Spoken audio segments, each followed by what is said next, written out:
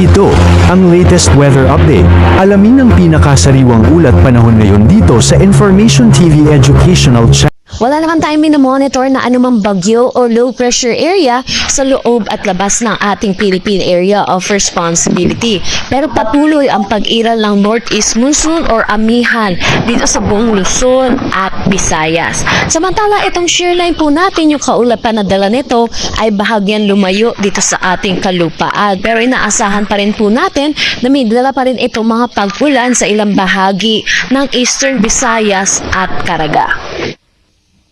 Para sa magiging panahon natin ngayong araw dito sa Luzon, malaking bahagi ng Luzon kasama na ang Metro Manila ang makakaranas ng maulap na papawirin na may mahihinang pag-ulan. Liban na lang dito sa may Ilocos Region na inaasahan natin ang bahagya hanggang sa maulap na papawirin na may mga isolated light rains. Agwat ng temperatura para sa Metro Manila 23 to 30 degrees Celsius, Lawag 21 to 30 degrees Celsius. For Tugigaraw, asahan natin ang 19 to 27 degrees Celsius, Baguio 13 to 22 degrees Celsius.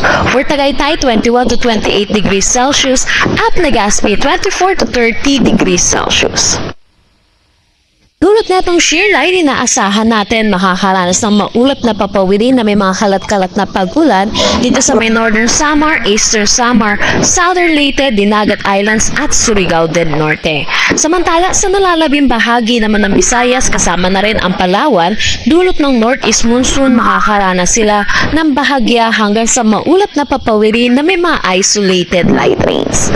Sa nalalabing bahagi naman ng Mindanao, magiging maaliwalas naman ang kanilang panahon, pero asahan din po natin yung init at alinsangan, lalo na sa tanghali hanggang hapon na may mataas na tsansa ng localized thunderstorm pagdating sa hapon at sa gabi.